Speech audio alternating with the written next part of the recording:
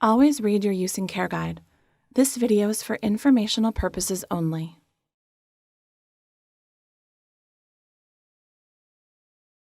Always use high-efficiency HE detergents and follow the HE detergent manufacturer's instructions regarding the amount of detergent to use. Use warm and hot wash water settings sometimes instead of exclusively cold water washes. These higher temperature settings do a better job of controlling the rate at which any soils and detergent may build up.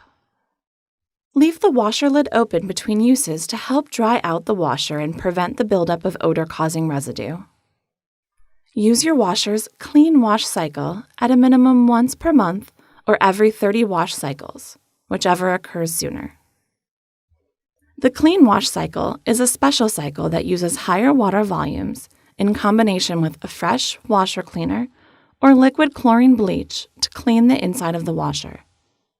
Your washer basket should be empty of any garments or other items. Place in a fresh washer cleaner tablet in the bottom of the washer basket. Do not add any detergent or other chemical to the washer when following this procedure. Close the washer lid. Select the clean washer cycle. Press the Start button to begin the cycle. For best results, do not interrupt the cycle. After the clean washer cycle is stopped, run a rinse and spin cycle to rinse cleaner from the washer. After the cycle is complete, leave the lid open to allow for better ventilation and drying of the washer interior. You can also use chlorine bleach to clean your washer. Add 1 cup, or 236 milliliters, of liquid chlorine bleach to the bleach compartment.